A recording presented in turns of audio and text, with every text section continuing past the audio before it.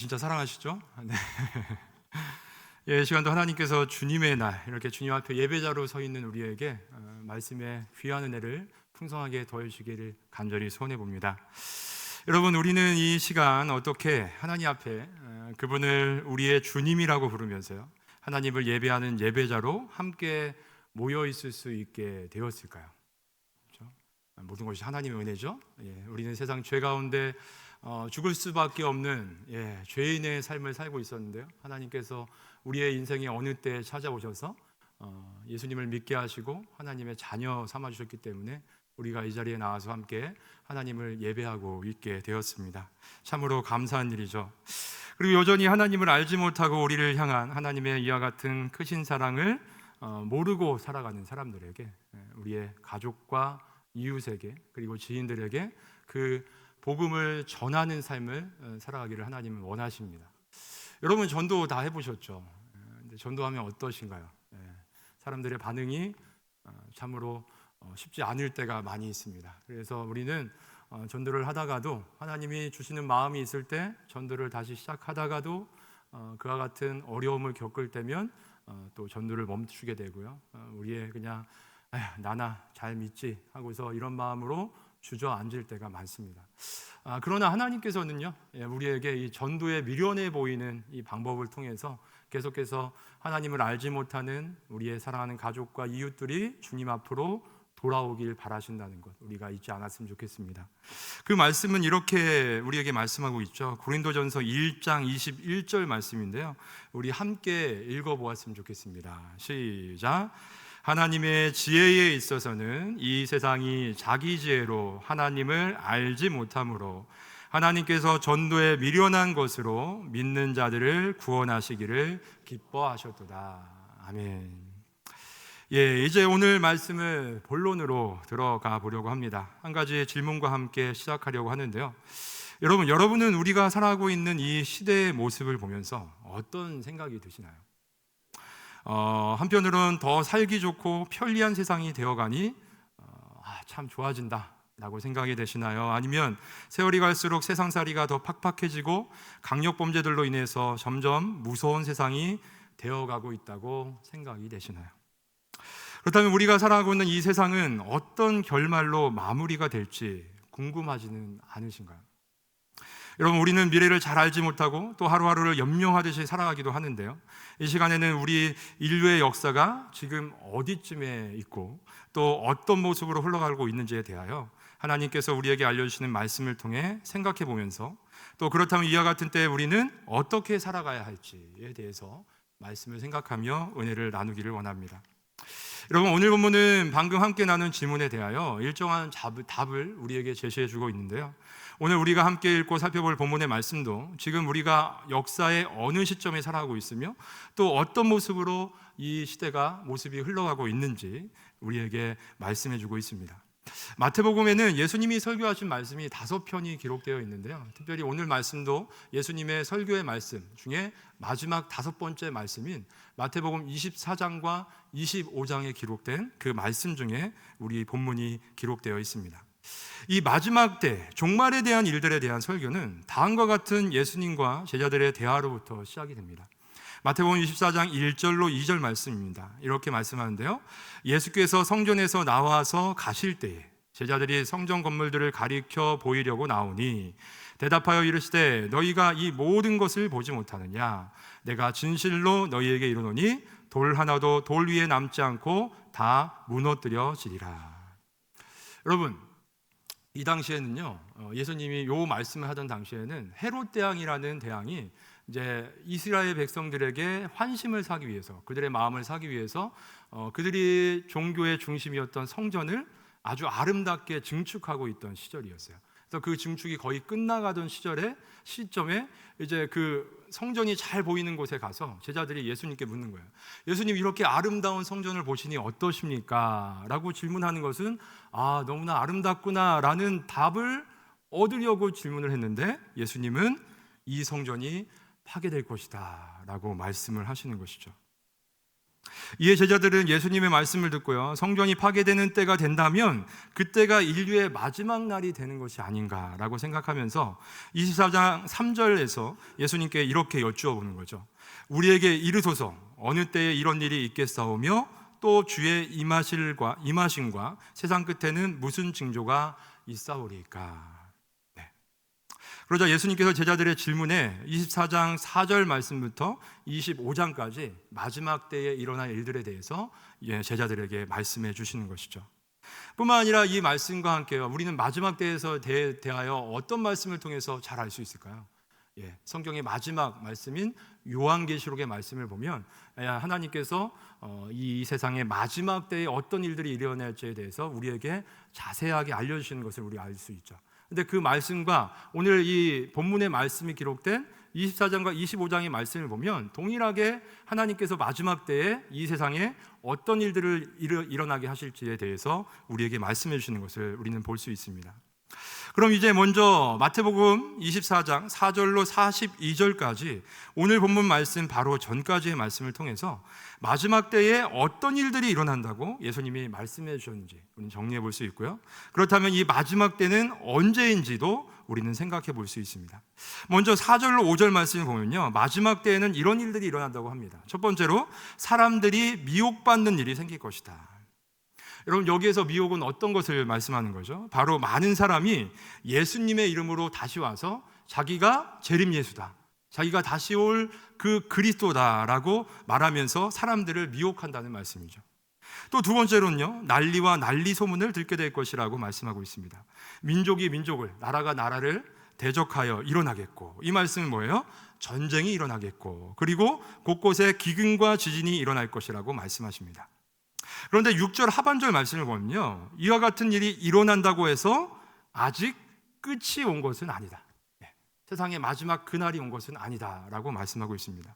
그리고 8절 말씀도 보면요, 이 모든 것은 재난의 시작의 징표다라는 것을 우리에게 말씀해 주십니다. 그러면서 9절 말씀을 보면 그때 우리 예수님을 믿는 사람들이 예수님을 믿는다는 이유 하나만으로 많은 사람들에게 미움을 받게 되는 일도 일어나게 될 것이다. 그리고 12절 말씀을 보면 불법이 세상에 많아져서 많은 사람의 사랑이 식어질 것이다. 우리 좀 전에 사랑합니다라고 인사했는데요, 이 사랑이 식어지게 될 것이다 라고 말씀하고 있습니다.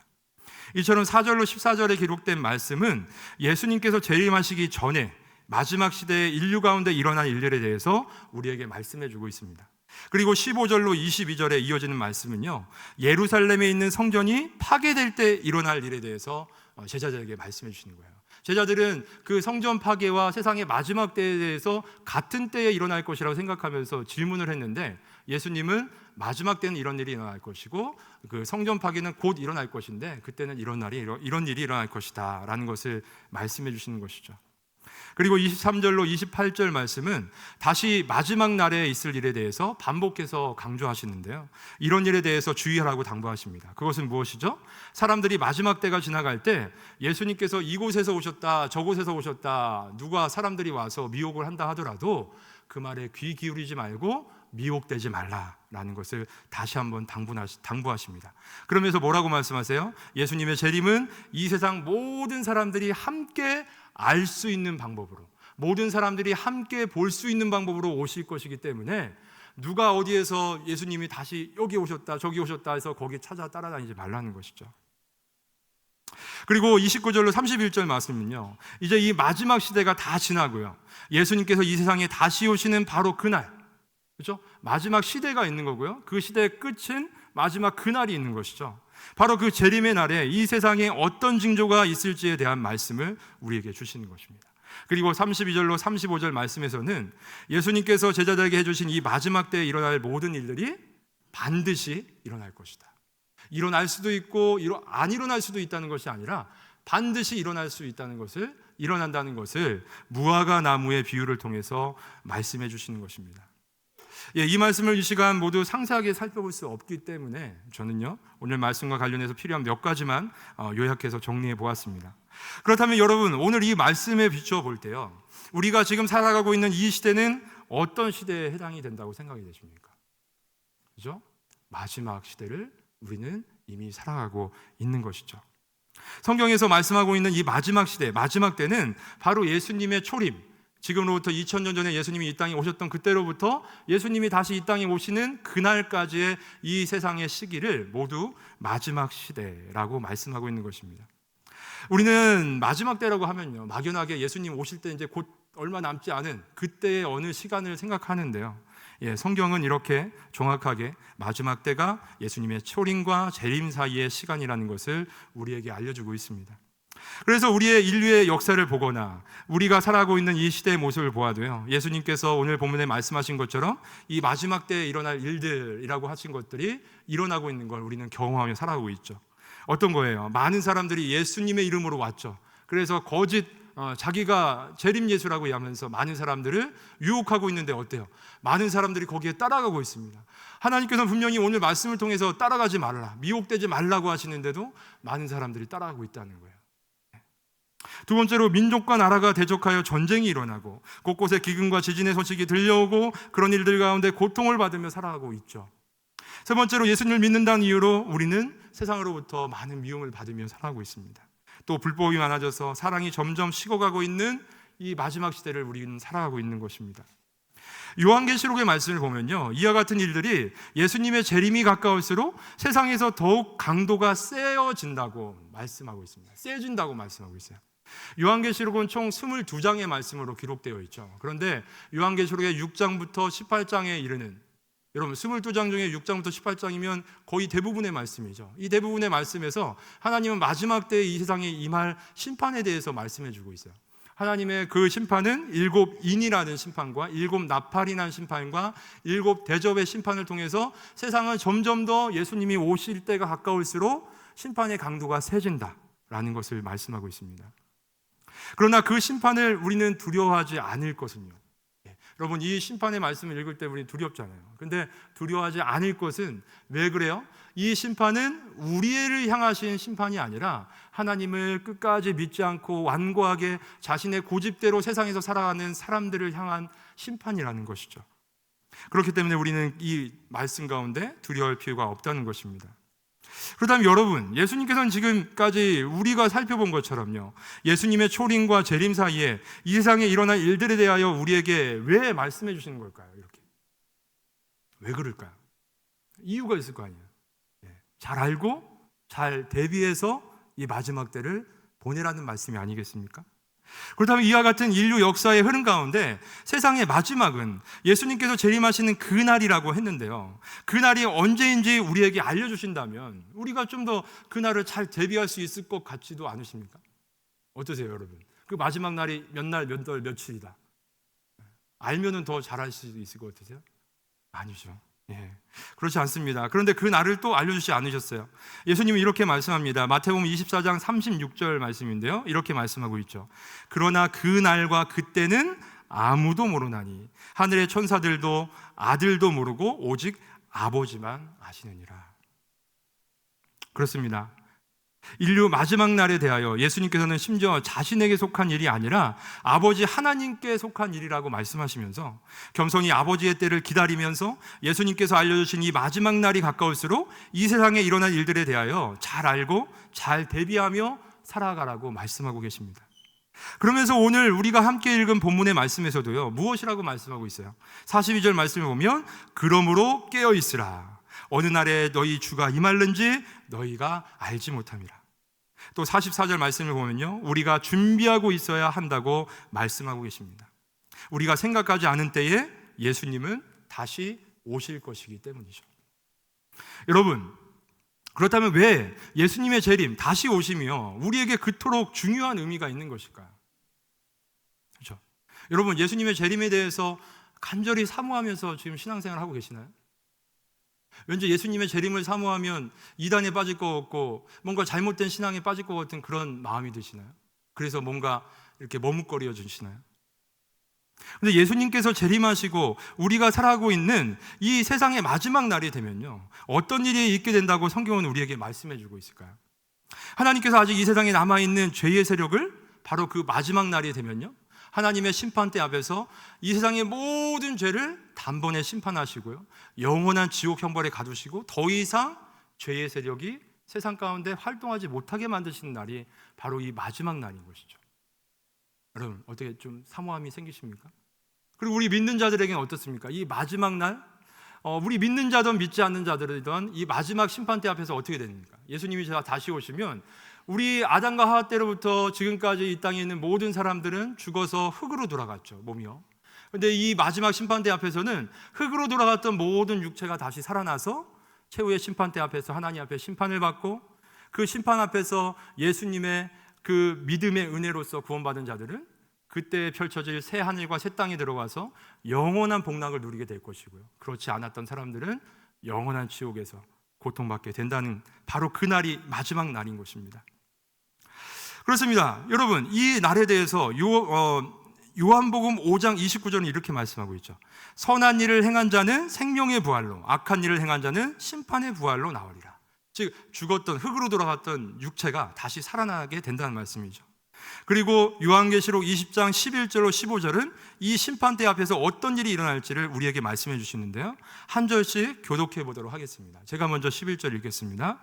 또 내가 크고 흰 보좌와 그 위에 앉으신 이를 보니 땅과 하늘이 그 앞에 피하여 간데 없더라.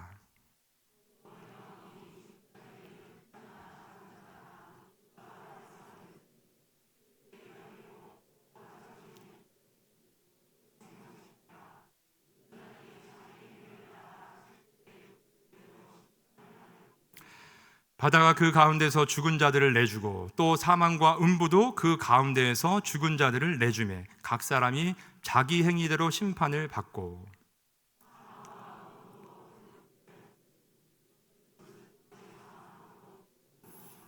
함께 읽겠습니다. 누구든지 생명책에 기록되지 못한 자는 불못에 던져지더라. 아멘. 여러분, 좀 전에 우리 요한복음 5장 29절 말씀을 읽었는데요, 그 말씀에 우리가 오해하면 안 될 부분이 있습니다. 뭐라고 말씀하고 있죠? 선한 일을 행한 자는 생명의 부활로. 그러면 착하게 살면 생명의 부활로 간다는 것이 아니라, 여기서 선한 일을 행함으로 생명의 부활로 간다는 것은 우리가 예수님을 믿고 거듭난 인생으로 하나님의 말씀이 기준이 되어 살아가는 그 착한 행실들을 통해서 구원에 이르게 된다는 것이죠. 그렇습니다. 여러분, 예수님의 재림이 우리에게 중요한 이유는 우리가 살고 있는 이 세상에서 이제 그날로 모두 끝이 나고요, 그 이전에 죽었던 사람들은 이제 그 몸과 영과 육이 온전히 새롭게 다시 태어나서 영원한 하나님 나라에 들어가는 그 날이 되기 때문에 우리는 그 날을 소망하게 되는 것이죠. 그러므로 우리는 이 땅에서 우리에게 주어진 인생을 그때가 되기까지 어떻게 살아가야 될까요? 오늘 말씀에서 예수님께서 제자들에게 말씀하신 것처럼, 그리고 우리 모든 믿는 성도들에게 말씀해 주신 것처럼 어떻게 해야 돼요? 깨어 있어야 하는 것이죠. 그리고 그날을 준비하는 인생을 우리는 살아가야 한다는 것입니다. 그래서 오늘 이어지는 24장 나머지 부분의 말씀과 또 이어지는 25장의 말씀은 이처럼 마지막 때를 살아가는 우리가 어떤 모습으로 살아가야 할지 우리에게 말씀해 주고 있고요, 그들 중에 구원받는 사람과 그렇지 못한 사람은 이 세상에서 어떻게 살아서 그렇게 되는지를 우리에게 말씀해 주고 있습니다. 먼저 24장 이 후반부에 있는 말씀은요, 이런 말씀이죠. 충성되고 지혜 있는 종과 악하고 게으른 종에 대한 말씀을 비유로 우리에게 주시는데요, 여러분, 우리 주 하나님 앞에, 우리가 주님이라고 고백하는 하나님 앞에 우리는 어떤 존재이죠? 종들이죠. 그렇죠? 우리는 하나님의 종들로서 이 세상을 살아가고 있어요. 이 세상을 하나님의 종들로 살아간다면 우리는 하나님의 말씀을 따르는 삶을 살아가야겠죠. 그래서 이 말씀 가운데 이 24장 후반부에 있는 말씀에 나오는 지혜롭고 충성되고 지혜로운 종은 그 하나님의 말씀의 기준이 되어서 어떻게 살아가고 있는 거예요? 다른 종들을 잘 돌보면서 그 예수님이 오시는 그날까지 이 땅에서 살았다. 그래서 하나님 앞에 칭찬받고 구원을 받았다고 말씀하고 있습니다. 이 말씀을 비춰서 볼 때 우리의 삶에 어떻게 살아가야 된다는 것일까요? 하나님의 종들 된 우리가 모여있는 이 신앙의 공동체, 이 성서교회 안에서 우리 서로가 서로를 아끼고 사랑하며 주님 오시는 그날까지 함께 살아가야 된다는 것이죠. 그렇게 살아가는 사람들이 구원에 이르게 된다는 것입니다. 근데 악하고 게으른 종은 어떻게 살아가요? 주인이 더디 올 거라 생각하면서 말하면서 친구들과 어울리며 술 취하고 방탕하게 살다가 결국에는 주님이 앞에 서는 그때에 악하고 게으른 종으로 평판을 받게 된다는 말씀입니다. 이어진 25장 말씀도 그렇죠. 우리가 잘 알고 있는 어떤 말씀들이 기록되어 있어요? 예, 열처녀의 비유가 기록되어 있고요. 그리고 달란트의 비유가 기록되어 있는데, 열처녀의 비유에는 어떤 처녀들이 나옵니까? 5명의 슬기로운 처녀와 5명의 어리석은 처녀들이 나오죠. 그 어리석은 처녀들은 왜 어리석다고 말씀하고 있어요? 예, 그 신랑이 올 것을 준비하면서 여분의 기름을 준비했어야 되는데, 여분의 기름을 준비하지 않고 그저 그 등불에 담겨 있는 기름만 가지고 기다렸던 거예요. 여기서의 기름은 무엇을 말씀하고 있는 거예요? 예수님을 만나는 그 예수님 앞에, 하나님의 그 심판대 앞에 서는 그날까지, 우리가 이 땅에서의 삶이 끝나는 그날까지 끊임없이 착한 행실을 통해서 우리가 하나님의 종된 그 삶을 살아가야 되는데, 그렇게 살아가지 못했다는 거예요. 그렇죠? 그리고 달란트 비유도 무엇입니까? 5달란트와 2달란트 받은 종들은 어떻게 살았어요? 착하고 충성된 모습으로 자신들에게 맡겨준 그 달란트를 가지고 이 땅에서의 삶을 청성되게 하나님 앞에 살았다는 것입니다.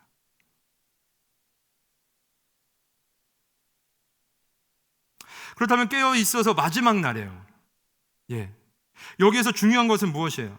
25장 31절로 46절에 기록된 양과 염소의 비유를 통해서 우리는 알 수 있는데요, 우리는 이미 하나님의 은혜로 예수님을 믿는 믿음으로 의롭다 여김을 받고 하나님의 자녀가 되었잖아요. 그런데 계속해서 우리의 모습 가운데는요, 우리가 좀 전에 이 비유의 말씀들에 있는 것처럼 착하고 지혜로운 종처럼, 그리고 슬기로운 5처녀처럼, 그리고 5달란트와 2달란트 받은 사람처럼 정말 하나님의 그 말씀 앞에서 순종하면서 신실한 모습으로 살아가야 되는데, 그것을 통해서 하나님께 영광을 올려드려야 되는데, 그 착한 행실을 우리의 의롭다함을 받기 위한 도구로서 살아가는 사람들의 모습, 그 종교적 열심을 통해서 하나님 앞에 그릇된 모습으로 서게 되면 우리는 자유롭지 않은 종교인의 생활을 할 뿐이고요, 억눌려 있는, 여전히 예수님을 믿음에도 불구하고 죄 가운데 억눌려서 자기의 의를 이루기 위해서 살아가는 그 안타까운 모습으로 살아갈 수밖에 없다는 것입니다. 우리는 하나님의 은혜로 예수님을 믿고 구원받은 복된 인생을 살아가고 있잖아요. 우리가 무엇이 특별히 하나님 앞에서 하나님 앞에 잘난 것이 있어서 먼저 부름을 받은 게 아니잖아요.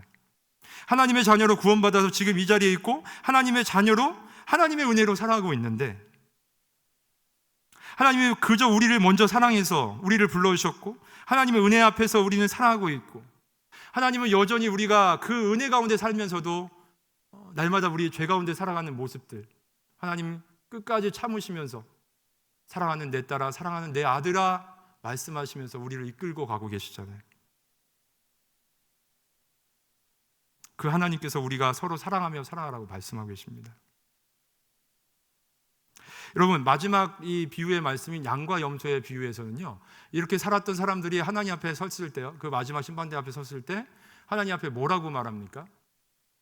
하나님, 제가 이것도 하고 저것도 했어요, 이렇게 말하나요? 아니죠. 이렇게 고백하고 있죠.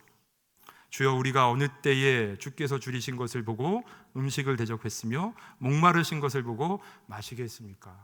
언제 아프실 때에 돌아보았습니까? 언제 옥에 갇혔을 때에 돌아보았습니까? 저희는 그런 거 한 적 없는데요.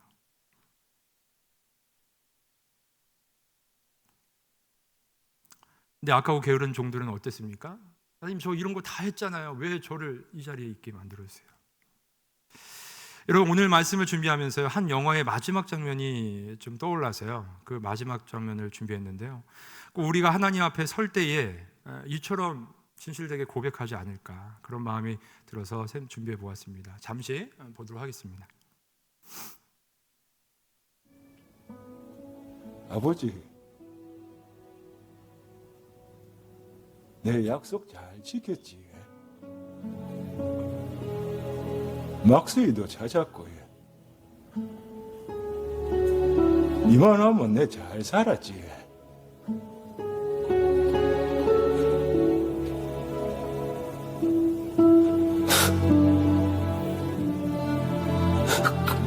근데 내 진짜 힘들었거든요.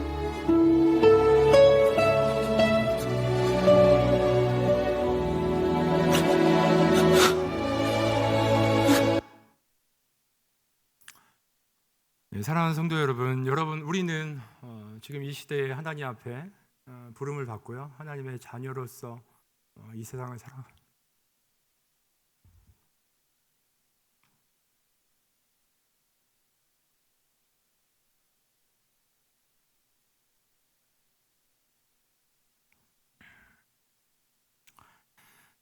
살아가고 있습니다. 참 하나님의 은혜죠. 하나님은 우리에게 하나님의 말씀 앞에 정말 신실하게 살아가면서 우리가 더 그 안에서 복된 인생을 살아가다 주님 앞에 섰을 때에 또 잘했다 칭찬받으며 영원한 새하늘과 새 땅에서의 삶을 살아가기를 너무나 바라고 계십니다. 그렇게 될 수 있는 우리 모든 성도님들이 되기를 주님의 이름으로 간절히 축원해 봅니다. 여러분, 이제 말씀을